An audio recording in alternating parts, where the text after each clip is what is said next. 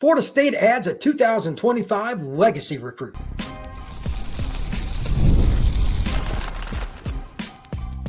You are Locked On Seminoles, your daily podcast on the Florida State Seminoles. Part of the Locked On Podcast Network, your team every day. Welcome back into Locked On Seminoles. I am your host, Brian Smith, longtime recruiting analyst and college football writer.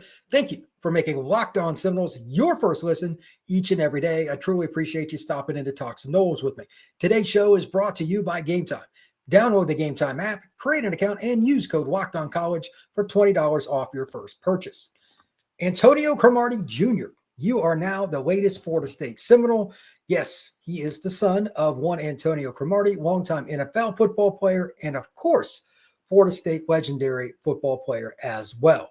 What does this young man bring to the table, and why does he help the Noles in multitudes of ways? Well, we're going to talk about that right now. First off, though, I want to just give an overview of what I think of him as a player from watching his film and what this means for Florida State's program because of his addition. Let's start with versatility. Nickel, safety, or possibly even corner. 5'10", 170, somewhere in that range in terms of height, weight. But he played at Carrollton High School with all the things I want to talk about. It's very important that I bring this up. One of the best programs in the Peach State. It's also the same high school that Shamar Arnaud, cornerback, who also signed with the Noles. And it's a program that everybody circles on their schedule. This is a 52-week-a-year program, meaning everything that you do all year round is going to have something to do with football, all the decisions, the kids that really play there that make a difference. And that's how college is run. The transition from the prep to college level is easier when you go to schools like that because it's something that you've seen day after day, week after week, and month after month. As for the individual traits, the nickel spot I like because he's a physical kid, and this is something I need to do better. And even NFL scouts, honestly, need to do better when talking about high school to college and college to pro. How do guys tackle? Cromartie Jr. is not a guy that wastes any time. He goes to the football and he tackles and he gets up and gets away. Like, it's just business-like. He's not a frills guy. A to B, downhill, hard charging defensive back. Love it. He's been well-schooled. Carrollton, as you would expect, they've got a massive indoor facility that would be similar to what you would see at an NFL franchise.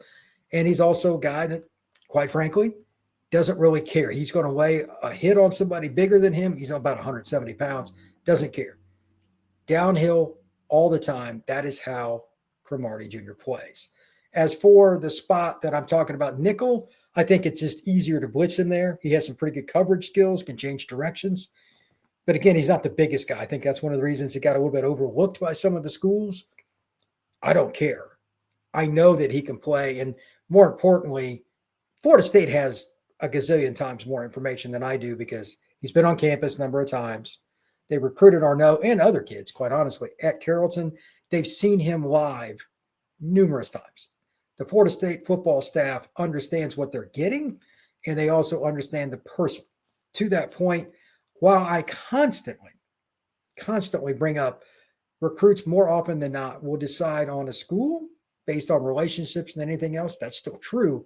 It does not hurt that after he finished up his visit to FSU, this is a young man that talked about it's a special place. I have family history at Florida State. Amen to that. I'm all for it. And Florida State fans should be completely in line with that as well. I believe that this is a young man that is going to embrace Florida State, and he'll help out on special teams. He'll do whatever he can at whatever position. The Florida State staff, according to Cromartie Jr., said, we'll figure it out as far as position. You can play multiple spots. Everything is positive. That guy's going to help contribute to your football program. Is he going to be a first-round pick? I doubt it, but I'll bet he's a good college player. And especially special teams, early on, I would be very surprised if he didn't contribute there. When we come back, we're going to talk about the DB class overall and how it's going to help Florida State not have to spend quite as much money in the transfer portal. That is next here on Locked On Seminoles.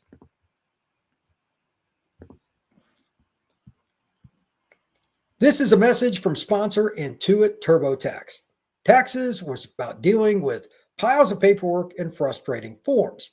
and then waiting and wondering and worrying if you were going to get any money back. Now taxes are easily uploaded with your forms to a TurboTax expert who's matched to your unique tax situation. An expert who's backed by the latest technology, which cross-checks millions of data points for 100% accuracy. While they work on your taxes, you get real-time updates on their progress. And you get the most money back guaranteed. All while you get about your day and do what you need. No stressing, no worrying, no waiting.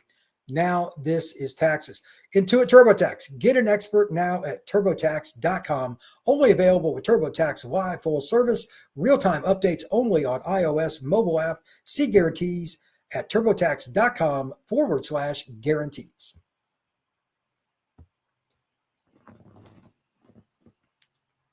Florida State's DB class is really good again. This is the one spot, no doubt about it, that Florida State has done a tremendous job directly from the high school ranks for years. You could talk about, well, maybe running back to a certain degree. They've recruited pretty well at receiver here recently, but not the way they should have over a 4-year period. Florida State's DB recruiting, whether it's a kid that was under-recruited, like Quindarius, who's really good, or a kid that was a big-time player, and there's been several, I think Florida State has done a great job in the secondary.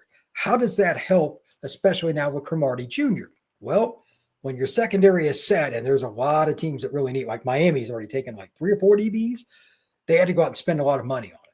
Florida State's not doing that because they don't have to, and they can take that same money they would have spent if their secondary wasn't where it needed to be, spend it on the front seven, linebacker, DN, D tackle. That's important. O-line, etc. Having this group is really, really good for the Noles, and I quite honestly think that Florida State's in a position when you add Antonio Cromartie Jr., it's really good. 4 guys again this year, and I just want to kind of briefly go over them. We talked about Cromartie Jr., and I'm going to share my screen now just so you can see for those of you on YouTube, and I'll talk about the other guys if you're not watching on YouTube and you're listening on Spotify or Apple or any other app. So here are the other 3 players in question. Number 1 is Shamar Arnaud. This is a kid I just briefly touched on.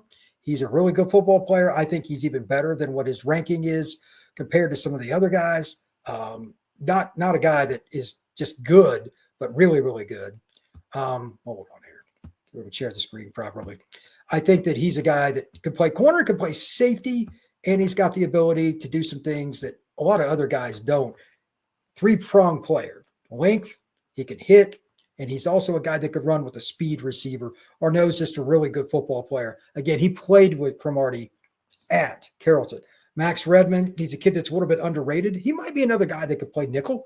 He can play safety as well. He played at Cardinal Newman, Palm Beach County, Florida. I think he's a kid that'll play special teams quite a bit. He's similar in some ways to Cromartie in terms of his style of play. I like him a lot. And then finally, Gregory Zay Thomas. This is a kid that I think is really good football player. Don't underestimate him coming in and contributing in some capacity. He might be the best of the 3, depends on your perspective. Playing at American Heritage, it's a really important thing that Florida State gets South Florida kids. So him and Redmond, that's a good sign. But also with Thomas, you're talking about a guy that could play against guys that were bigger body players, could play against smaller guys and play man coverage. And he's 6'1", 6'2". I've stood next to him. That's a big kid. He really wants to be a part of the Florida State football program and be a big-time guy. So we'll see how this works out, but you're getting 4 good DBs again, and last year's DB group was really, really good. I think Florida State is going to save themselves some money in the portal, and that's very, very, very helpful. As far as the final point here, Florida State recruiting is taking a forefront instead of being put on the back burner. Something Norvell had talked about around signing day, talked about it afterwards. They had to do a better job is basically what he said in a nutshell, and they're doing that. Florida State football needed to get better at recruiting. Adding guys like Pot Roast will certainly help. Adding guys like Tony White, et cetera. You still got Surtain. I think this staff will do a good job, and you've got to build through the high school ranks. If you look, especially at the Final Four teams, the offensive linemen, almost all those offensive linemen are guys that came through the high school ranks for all 4 of Penn State, Ohio State, Notre Dame, and Texas. Obviously, Florida State's got to get to that point after this year portal they had to use, but they're starting to do that more on defense now, and the DB room's the greatest example. It helps you so much in retention because you can spend money on your current players and not have to go out and get guys from the portal. I think Florida State football is in a better spot because of how they've recruited DB. Thank you once again for making Locked On Seminoles your first listen each and every day. I truly appreciate you stopping in to talk some Noles with me. Please hit that like button, that notification bell, and subscribe to this podcast. You can find me on X at FBScout_Florida. I will see you again very soon.